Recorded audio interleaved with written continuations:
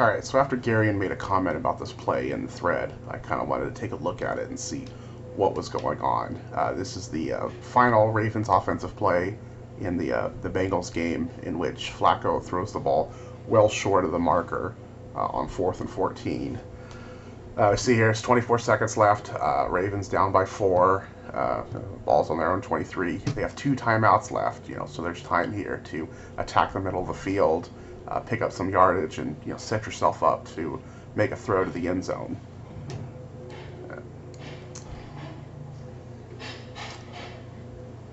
So here's before the snap. We have the Ravens in 11 personnel, 3 receivers, Danny Woodhead in the backfield, and the pass target, Ben Watson here. He's got a slight split off the line.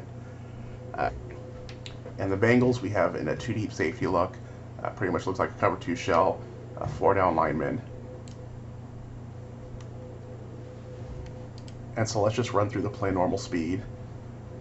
Watson makes a catch about 6 yards down the field, gets hit about 9 yards down the field, and is gang tackled just a yard shy of the first down. So kind of here's that view from the wire cam. Watson, or chip and release, make the catch, and is brought down. So taking a look at the pass routes here, I want to see if does Joe Flacco have any other option on this throw. And we see right after the snap, all 3 receivers are streaking down the field. Looks pretty much like 3 verticals. And then as they hit about the 40-yard line, or just shy of the 40-yard line, all 3 receivers basically make a post pattern inside. And we have all 3 of them congregating here by around the 45-yard line. And so as far as other throws go, I mean, this to me looks like it's a design play, right? We have all 3 receivers just clustering here in the middle. And, what does this do for them? I think the idea here is to get the coverage deep and get the coverage clustered toward the middle in order to clear out this underneath and clear out the sideline for Ben Watson to make this catch and run. So I think what we're looking at here is pretty much just a designed play intended to go to Watson. As far as any other throw Flacco could make, there's no throw here with these 2 receivers, right? You have the underneath defender, you've got defenders on top of them. They're completely surrounded. There's no window here. The backside post, maybe we have a throw here. If he's releasing the ball here, we've got a little bit of space here. I mean, as soon as Flacco, if he turns his head and looks this way, obviously this safety is going to start biting down on that. So it's probably not, it's not a high percentage play here. And just based on the other routes, I mean, it seems obvious to me that there was no intention for this to ever be a throw to anyone other than Watson. But possibly Flacco could have made a throw into this area, and if he makes a really good throw, maybe. Really, like I said, they're looking to clear out this underneath, looking to pinch these 2 safeties in, and make enough room for Watson to make this play. And so, why doesn't it work? And I think the answer here is you got to look at these 2 interior defenders. This linebacker is Vincent Ray, and then this nickel DB, I think that's Darqueze Dennard. And so we see after the snap, they get some depth, they're getting their depth, and then they just plant their feet and they just stop, right? They don't get cleared out by these receivers going deep. They don't follow them deeper. They actually make it right to the marker. They get to this about 38-yard line, and you see their drops just stop. They get there. You see Ray here. He's you watch him. He's backpedaling, and as he's getting close to the 58, he's shifted his weight forward. He gets his feet behind him to where he's ready. He's ready to plant his foot and crash down forward. This isn't a guy that's looking to turn the other way and get depth, chase somebody down the field. He is watching to drop down and jump on this. And you see as soon as the throw ball's out of Flacco's hands, he makes a pursuit. He's the first one to make the hit.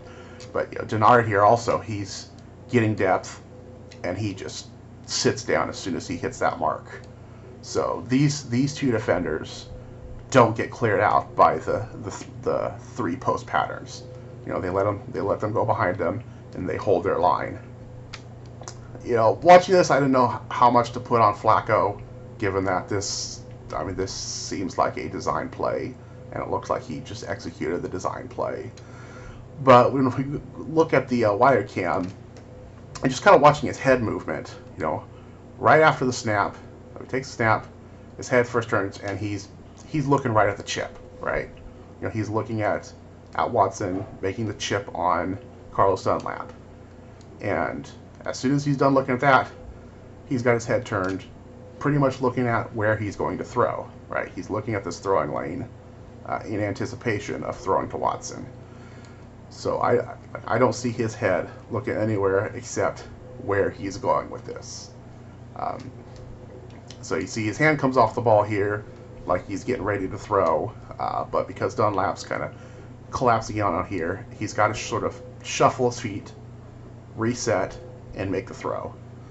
But Flacco's head, it doesn't go anywhere except watching the chip and release, and then where he's going with the ball. So for these two defenders out here sitting at the first down line, there's no head movement to deter them from sitting down on this exactly where they're at. So it's no surprise that they don't get fooled by the clear out routes, and they maintain their position, and they collapse in on Watson as soon as that ball's thrown.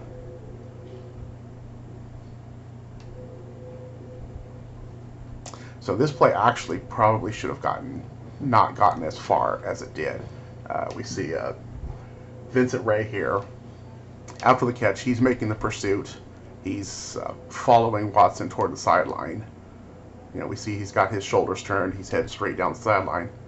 But then we see he squares up like he's going to attack Watson here. And there's no reason to do this because, all he needs to do is 4th and 14. All he needs to do is just keep Watson from getting the corner on him. Just ride him out to the sideline. So we see him square up, but then he's got to turn toward the sideline again to pursue. He squares up just too early, and he's got to turn his shoulders again and sort of make the tackle as Watson's starting to get the corner on him. So this didn't need to happen. He should have. He's on about 34-yard line. He just needs to just run this toward the sideline. So really, this shouldn't have gotten any further than there. But because of this bad pursuit, Watson sort of manages to break this tackle a little bit, but he still slows him up enough, that there's not a whole lot of room for Watson to get the yardage he needs for the first down. We've got by now the other Bengals defenders are collapsing in on him, and he's down.